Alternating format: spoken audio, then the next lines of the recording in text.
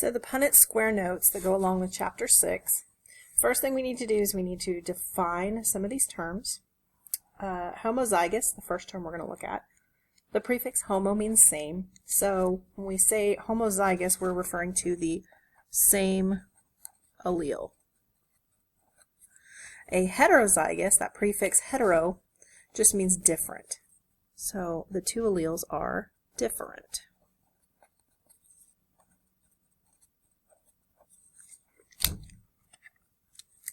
So that might look like big letter, or little letter. Heterozygous, because they're different, means big letter, little letter. Now, genotype and phenotype are terms that we use to describe the results. And genotype means, like it sounds, what the genes say.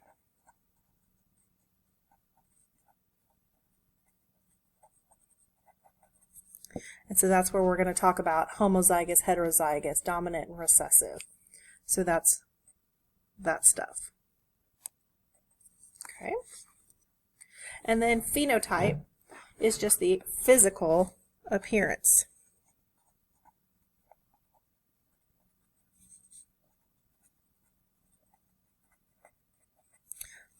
So I underline geno and pheno because genotype genes, phenotype physical.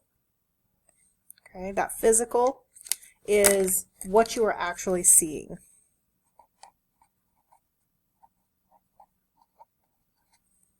So the outward expression of those genes. And then we have the terms dominant and recessive. A dominant allele, a dominant trait, is one that shows if it's present.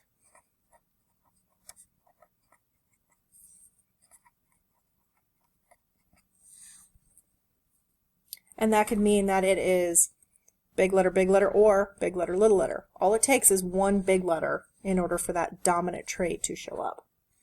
And then recessive only shows when the dominant is not present.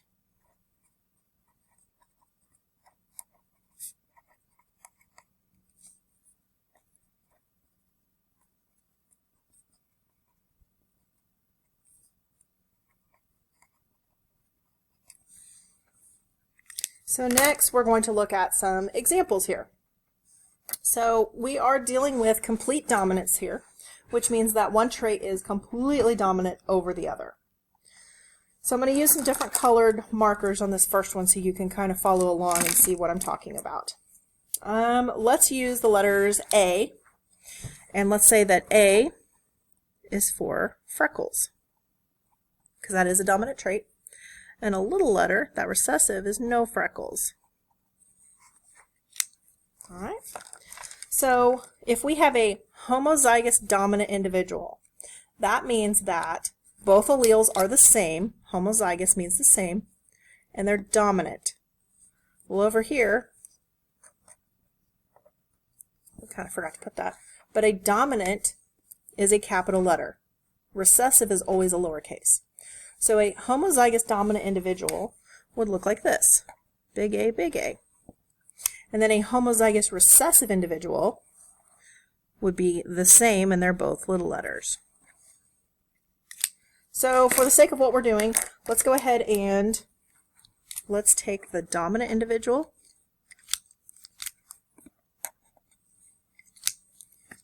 and then I'm going to take that recessive individual. Little letter, little letter. So once you get going with this, it'll get a little bit quicker. So the way that the Punnett square works, you're going to just put in each one of these boxes these letters as they intersect. So this letter A comes down here, and this letter A comes down here. What we're going to end up with is every possible combination that we could get from those two individuals. So it's like math, but we're making it a little more usable. So then this A comes over here, over here. So what we're saying is with this, if this was the dad and this was the mom, we could possibly get this, or we could possibly get this. But then we could also possibly get this, or this. Now, some of you are looking at that saying, well, but they all look the same. And they do. They actually do look the same. So then when we come over and we look at the genotype, that genotype is going to be either a homodom, hetero, or homorec. So homozygous dominant, heterozygous, or homozygous recessive. So a homodom individual would look like this. Big A, big A. Hetero, they're different. And homorec would look like that. But that's not the solution that we're looking for. What we're looking for is, of the 4 possible combinations that we could get from those genes, how many of those individuals would be big A, big A? Should be 0. So there is a 0% chance that your offspring is going to look like that. And there's also a 0% chance that you're going to have a purebred or homozygous recessive individual. But you are going to have 1, 2, 3, 4 out of 4 chances, or 100% chance of producing a heterozygous individual from that cross.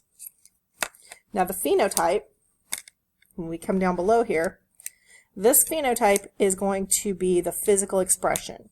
And remember we said that the big A means freckles. Well, all 4 of those boxes have a big A in there, so there is a 100% chance that the offspring will have freckles. And that's how that works. So now this next one we're going to look at, we're not going to go through all those steps of color coding because that just takes up a lot of time. We're going to move a little quicker. We're going to decode this. It says homozygous dominant. We already know what that is. But let's look at a different trait. So let's look at maybe dimples. So let's do big D's and little d's. So dimples are dominant and none is recessive. So a homozygous dominant individual, same big letters. So big D, cross with a homozygous dominant, big D. You kind of see where this is going? So I'm going to plug those in. So that D goes there, that D goes there. This D is going to come right here. This D is going to come right here. And then you're going to fill in what goes inside the squares. So that D comes down here and here. This D comes over here and here. This one comes down. They're all the same, right? And we said that big D was homozygous dominant. So big D. This would have been big D, little d. This would have been little d. 100%. Those. 0%. Because no way, no how. If these individuals don't have a recessive trait or a recessive allele to give to their offspring can't just magically come up with that allele. It has to come from one of the parents. Okay? And then the phenotype, well, every one of those 4 boxes, so 4 out of 4 chance that they are going to contain that dominant allele, which means 100% chance they're going to have dimples.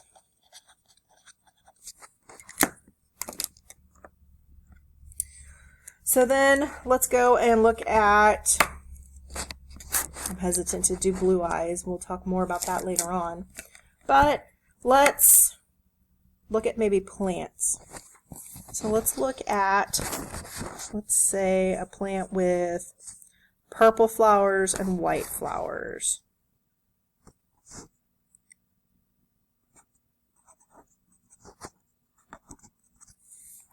Now, why did I use a B on that? Does it really matter? Not really. It doesn't matter what letter you choose, as long as these 2 letters stay the same. So we said this was purple flowers, and these are white, much like Mendel. We said homozygous recessive. So that'd be big B, or little b, cross with a homo recessive. Okay, so little b, cross with little b.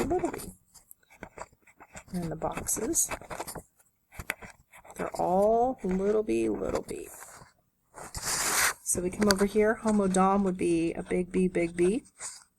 Hetero would be a big B, little b. And homorec would be little b.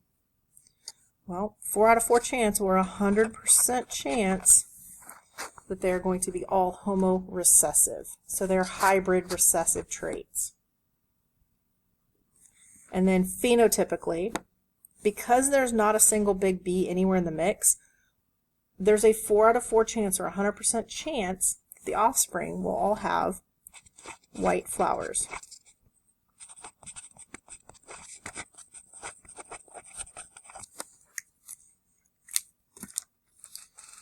All right, turn your page. The next page we're looking at has the homozygous dominant and the heterozygous cross. So when we start mixing the heterozygous crosses in there, it gets a little more complicated. So let's go back to, let's say, dimples. We'll say this is for dimples, and this is none. So homodom would be big E, big E. Heterozygous is big E, little e. And it's a good idea that you always set up your problems the same way so that you don't get confused and mess up. So then we're going to cross this big E with this big E, little e. So here and here, where they intersect, we have a big E, big E. This big E comes down, this big E comes over, this big E comes down, this little e comes over here, big E comes down, little e comes over.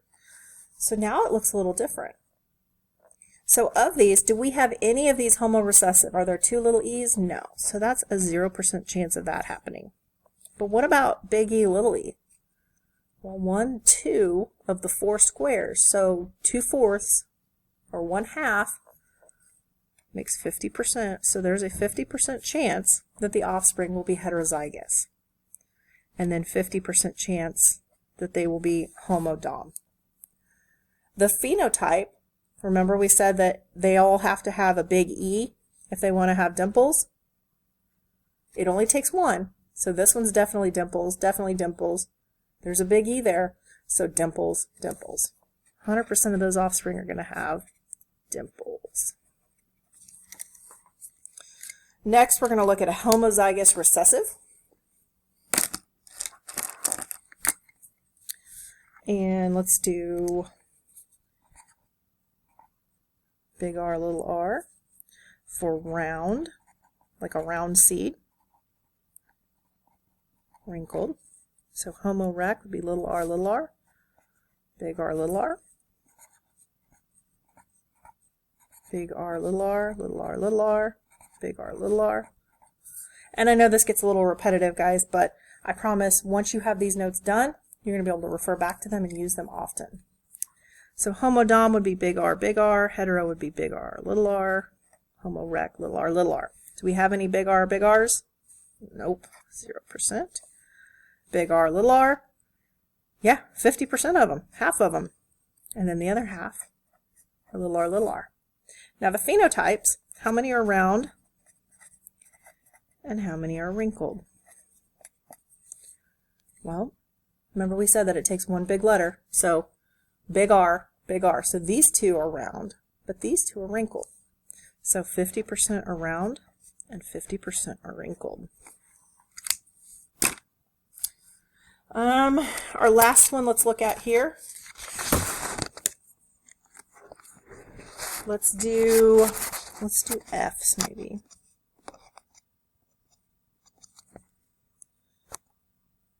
And let's say that F's is mid-digital hair. Because that's a dominant trait. So we're talking about like the hair on your knuckles, like right here and here. So mid-digit hair or none. So heterozygous would be big F, little f, crossed with a big F, little f. One of the most common things that students do is they get confused and they try to make this a big F, little f here, crossed with a big F, little f here, and then a big F, little f, big F, little f. Each one of these boxes can only have 2 letters inside of it. You can't have 4 letters inside these because we're only doing a monohybrid cross. We're tracking 1 trait.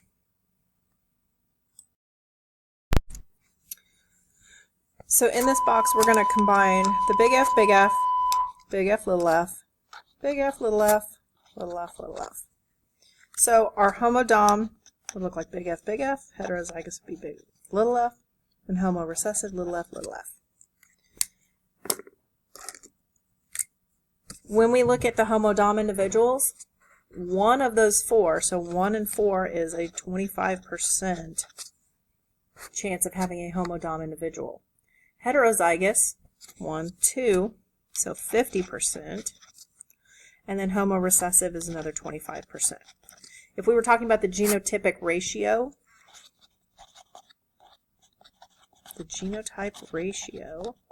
this one would be a 1 to 2 to 1 ratio. And then for the phenotypes, 1, 2, 3, so 75% or 3/4 will have mid-digital hair, and 25% will have none. Now, that brings us to these terms, complete dominance, incomplete dominance, codominance. The next papers we're going to look at, we're going to explain what that means. But complete dominance is just the situation where one trait is completely dominant over another.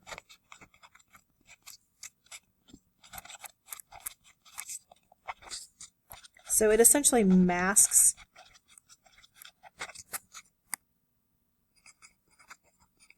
whatever that may be. Masking another recessive trait. When we talk about incomplete dominance, neither is dominant over the other.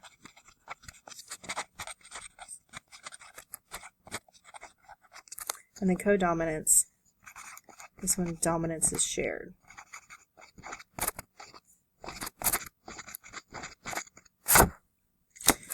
So then when we look at our next page,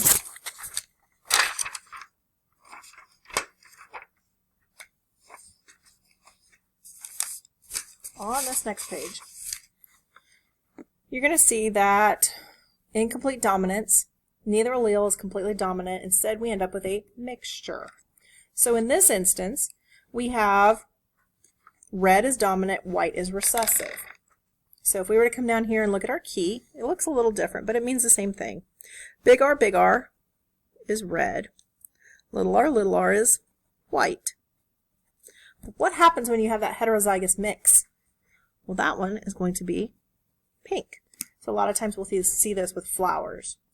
So when we cross these, big R, big R, big R, little r, big R, little r, little r, little r, we end up with, this is a red trait. Do my best to color for you here.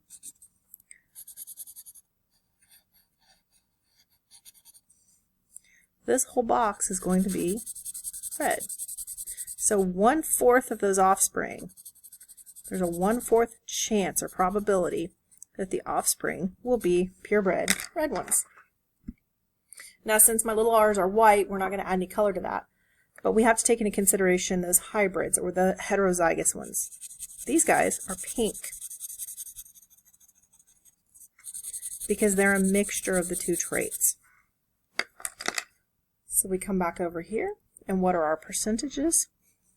So 25% chance of getting red, 50% chance of pink, and 25% white. Homozygous dominant, which would be the big R, 25%, 50%, 25%. Then we come down here and we look on the bottom. We've got our codominance. So this one's even stranger still. Codominance is when they are, essentially they're sharing the dominance. So instead of combining to make like a pink flower, what you're going to end up with in this one is a blended mixture. So the big B, our key on here, it's black and white. So Black is big B, big B. Big W would be white.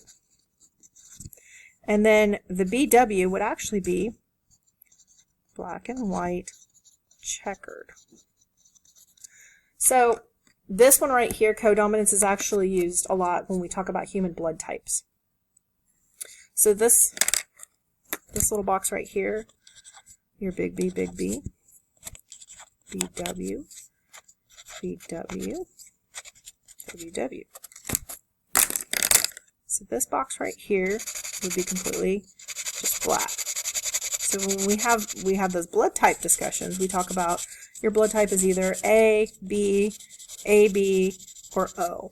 And O is just the absence of any of those surface antigens. Then we have black and white checkered.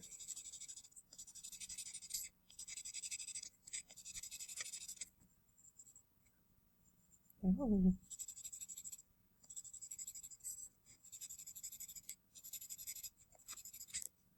Okay. And this one's going to be black and white checkered.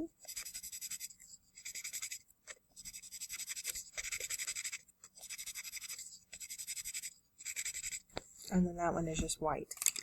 So down here in our corner, it's going to be 25%, 50%, 25%.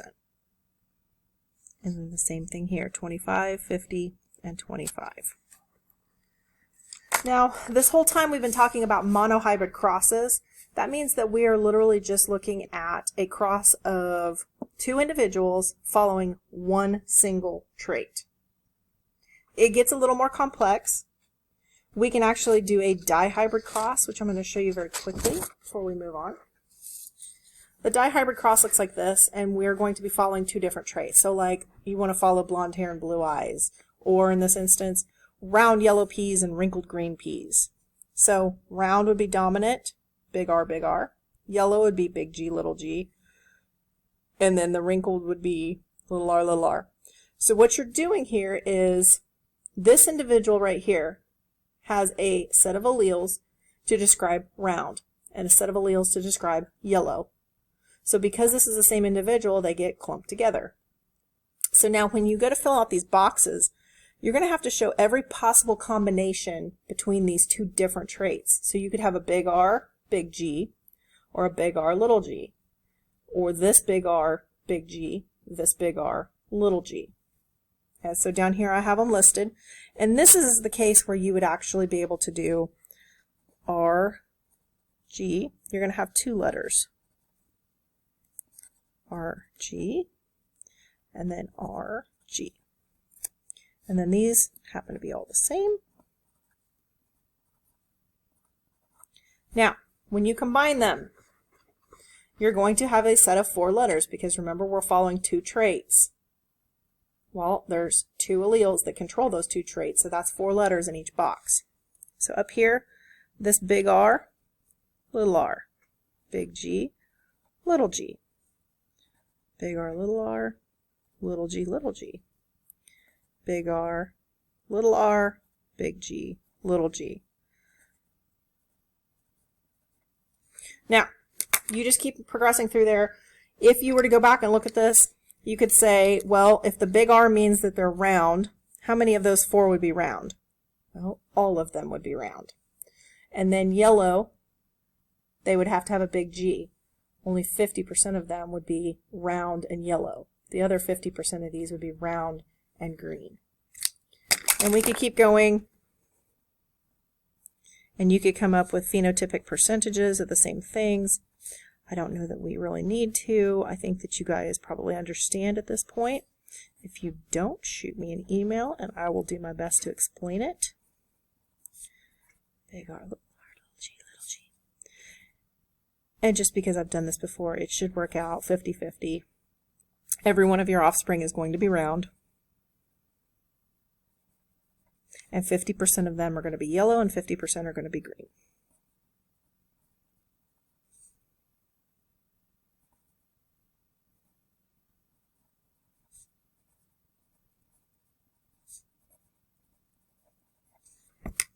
So that is what a dihybrid cross would look like. And that kind of wraps up our notes on the Punnett squares.